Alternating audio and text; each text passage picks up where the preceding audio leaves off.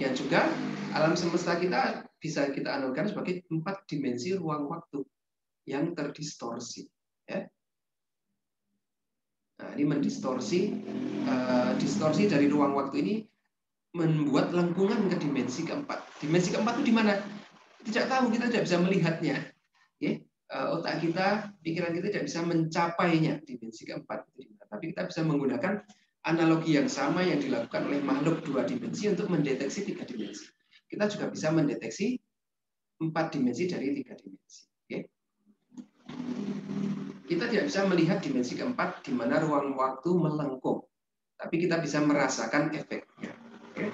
Nah, ini dari beberapa efek ini diprediksi oleh Einstein adalah orbit dari planet Merkurius. Ya. Bahwa Merkurius ini planet yang terdekat dengan Matahari. Matahari memiliki massa yang sangat besar, artinya rest mass-nya besar, energinya besar, ya, energi diamnya sangat besar. Menurut Einstein, relativitas umum bahwa keberadaan matahari yang sangat masif ini akan melengkungkan ruang dan waktu di sekitarnya. Ya.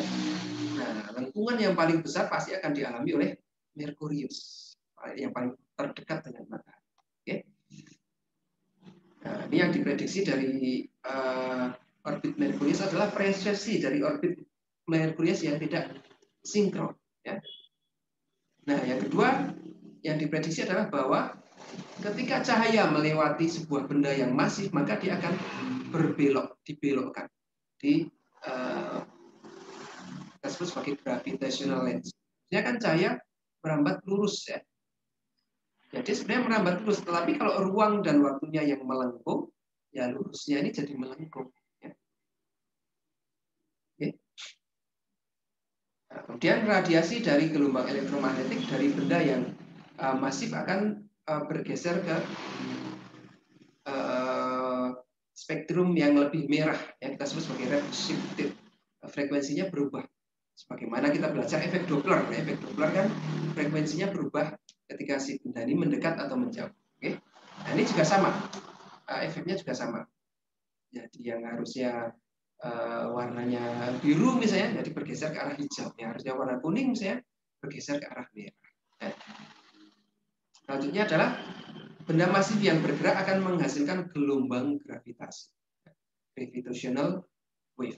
Ya, yang selanjutnya adalah diprediksi ada yang namanya black hole, ya, benda yang sangat masif terkompresi dalam ukuran yang sangat kecil akibat kolaps gravitational collapse. Oke. Nah, kita akan lihat satu persatu. Apa itu presesi dari Merkuri?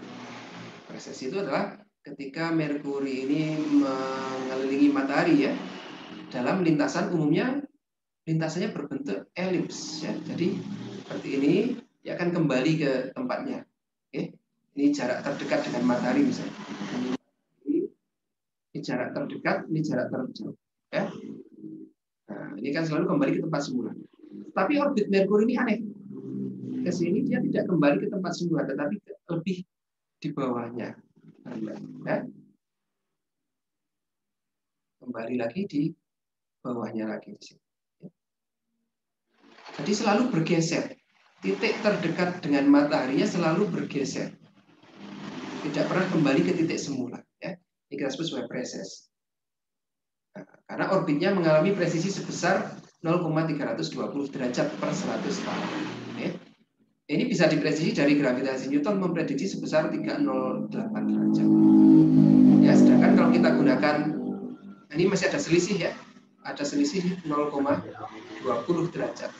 Tapi kalau kita gunakan relativitas umum Einstein, ini diprediksi memang akan terjadi presisi sebesar 0,32 derajat per 100 tahun. Ya. Jadi relativitas umum memprediksi gerakan Merkuri ini dengan lebih tepat. Ya. Presesi. Yang kedua adalah namanya gravitational lensing. Ya.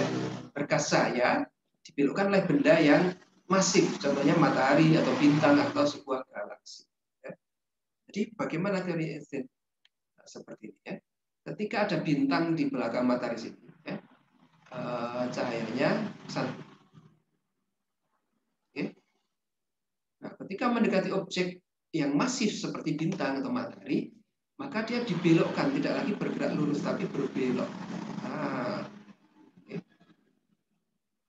Jadi seolah-olah terlihat oleh orang yang di bumi, si bintang itu lokasinya di sini. Oke. Seolah-olah dia cahayanya berasal dari lokasi sini, ada bergeser sedikit. Gitu ya.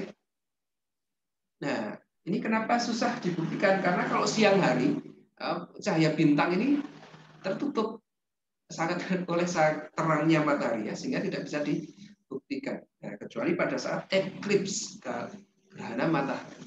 Oke. Ini terjadi peristiwa eksperimen Eddington. Ya. Tahun 1919 kebetulan waktu itu ada eclipse, ada gerhana matahari. Ya. Gerhana matahari kan bisa diprediksi nih. Gerhananya terjadi pada waktu sekian, artinya matahari itu pasti sedang berada di background bintang apa, rasi bintang apa. Ya. Nah, pada malam harinya, ini kan tanpa matahari difoto. Si bintang ini difoto, posisinya adalah, oh bintang ini ada di sini. Ya. Kemudian siang hari ketika terjadi gerhana matahari, ya, dan ini jadi tertutup ya, matahari tertutup sehingga cahaya dari bintang ini masih bisa terlihat. Nah, ternyata terjadi pergeseran lokasi. Ya. Lokasi dari beberapa bintang yang dekat dengan matahari terlihat bergeser akibat pengaruh distorsi ruang waktu oleh matahari. Ya. Kita lihat di sini 4 bintang, 3 bintang ini. Ya. Ini saat gerhana matahari, ini saat normal. Ya. Maka kan kita lihat bahwa ini bergeser ya. Pada saat gerhana seolah-olah terlihat berasal dari sini. Padahal aslinya dari sini. Ini juga, dua ini juga bergeser sedikit. Ya, seolah-olah terlihat dari sini. Padahal aslinya di sini. Aslinya di belakang. Ini juga sama. Oke. Ini juga sama. Oke. Terlihat seolah-olah berada di sini. Padahal aslinya ada di sini. Aslinya di sini. Ini yang dua ini juga. Nah, yang tiga ini mungkin sedikit sekali terpengaruhnya. Oke. Ini kalau kita lihat secara besar, ini bergeser posisinya ya. Nah, ini dua foto kita kompositkan. Nah, ini ada pergeseran lokasi bintang-bintang. Oke. Nah, sejak saat itu serta-merta Einstein menjadi celebrity science, ya, di bidang sains. Bahwa teori awalnya teori relativitas umum itu dianggap gila, ya. Mana mungkin ruang dan hal gravitasi bisa menemukan ruang waktu. Teori relativitas khusus dan umum kan sangat aneh sekali waktu itu ya. Tapi dengan peristiwa ini mulai diterima oleh masyarakat ilmiah ya. Einstein jadi naik peringkatnya. Ya. Dulu dia bukan dosen, bukan peneliti, hanya bekerja di kantor paten. Okay. Saat ini menjadi ilmuwan, ya, di hire menjadi dosen di beberapa universitas. Oke, nanti ini penjelasan dari gravitational lensing tadi, ya, bahwa cahaya akan terlihat bersumber dari tempat yang tidak seharusnya, geser lokasi. Oke. Nah, sejak saat itu semakin banyak ditemukan bukti dari gravitational lensing dari pengamatan teleskop. Ini contohnya adalah 4 bintang ini, ya, Einstein Ross. Ya. Ini sebenarnya dari satu bintang yang sama. Oke, satu bintang yang sama, tetapi di depannya ini ada namanya pulsar. Ada galaksi. Ada galaksi G2370305. Ya. Sehingga bintang yang sama, pulsar yang sama ini, cahaya kan ke segala arah, ke sana, ke sini ya. Nah, ini ternyata dibelokkan ke sini ya. Dan sini juga dibelokkan. Jadi seolah-olah terlihat ada 2 di sini. Di sisi sebelahnya juga ada 4. Jadi kita lihat seperti struktur ini. Ini adalah benda yang sama. Pulsar yang sama. Ini juga sama. Ada sebuah galaksi. Ya, di belakang sebuah bintang yang sangat masif. Ini ada sebuah bintang masif, di sini ada galaksi. Nah, ini cahayanya juga ke segala arah. Tetapi dibelokkan. Nah, jadi seolah-olah dia terlihat di sekeliling bintang tadi ya. Nah, ini di sekeliling bintang tadi. gambar dari galaksi yang sama, tapi tampak berbeda. Oke, ini kita sebut sebagai gravitational lensing. Nah, selanjutnya adalah redshifted dari benda-benda yang mendekati yang sangat besar, mendekati benda dengan massa yang sangat besar. Ini seperti di tengah galaksi kita Milky Way ada bintang yang tidak terlihat, kalau dengan cahaya tampak tidak terlihat sebagai bintang, tapi ada sesuatu yang masif, ukurannya sangat kecil dan massanya sangat besar. Ya, apalagi kalau bukan black hole. Ya. Tadi diprediksi itu adalah sebuah black hole, Sagittarius A*, SGR A*. Ini yang beberapa waktu lalu difoto pertama kali ya dengan teleskop radio. Sebuah black hole di pusat tata surya, di pusat galaksi kita. Oke. Nah, ada sebuah bintang yang bergerak mendekati, mengitari. Oke. Dan ini kita lihat evolusi warna yang dipancarkan. Bintang ini biasanya memancarkan warna putih, tapi ketika mendekati black hole warnanya semakin bergeser ke arah merah. Ya. Ketika menjauhi black hole kembali lagi berwarna putih. Ya. Spektrum aslinya seperti ini, original. Oke. Tapi ketika mendekati sini dia bergeser ke arah lebih merah. Ya. Ini kita sebut sebagai redshifting dari radiasi elektromagnetis. Ya, kenapa seperti itu? Ya, karena foton harus mengeluarkan energi untuk lepas dari pengaruh gravitasi yang kuat, sehingga kecepatannya, sedangkan kecepatannya tetap. Kalau kecepatannya tetap, maka frekuensinya yang harus berkurang atau panjang gelombangnya yang bertambah. Ya. C kan lambda F kan, C-nya kan konstan, maka F-nya harus diturunkan karena dia perlu energi lebih besar untuk keluar. Oke.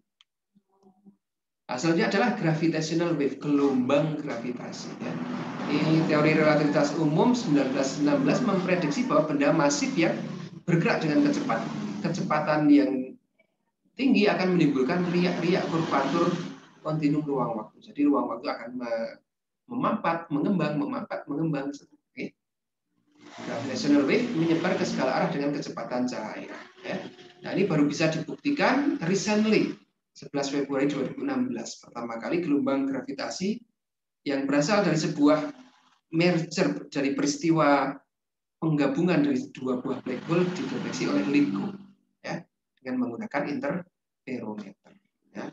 LIGO Laser Interferometer for Gravitational Wave Observation mampu mengukur perubahan dimensi panjang. Ya, tadi karena gravitasi itu menimbulkan ruang dan waktu memampat dan melebar ya. Nah, ini terskres waktu maupun ruang molor seperti gelombang ya, memampat dan mengembang, memampat mengembang, memampat mengembang, gelombang seperti itu. Berapa panjangnya mampatan atau kembangan itu? Ya sangat kecil, sampai di tempat kita menjadi sangat kecil sekali. Kira-kira dimensinya menjadi memanjang atau memendek 1/1000 diameter proton. Ya. Tapi nevertheless, sebesar dimensi ini pun masih bisa dideteksi oleh LIGO. Oke. Nanti Anda bisa lihat beberapa penjelasan, cari sendiri ya di luar. Nah, seperti ini. Ya. Di kurvatur ruang dan waktu mengembang, memampat, mengembang, memampat, mengembang, memampat. Ya, semakin jauh dari pusat gelombang kan semakin kecil. Ya. Nah, efeknya bagaimana? Nah, seperti ini bumi kita seperti ditarik ke sana, kemudian di gelombang selanjutnya dimampatkan. Ya. Mampat, mengembang, mampat. Oke. Nah, ini ada sebuah interferometer yang dibangun di US. Interferometer ini adalah seperti ini. Oke. Ini dibuat dimensinya sama. Ya. Sehingga kalau dimensinya sama, gelombang yang dipancarkan ke sana dengan sini kan interferensi ya. Interferensi dan masuk ke detektor akan sama, fasenya sama. Ya. Fasenya sama.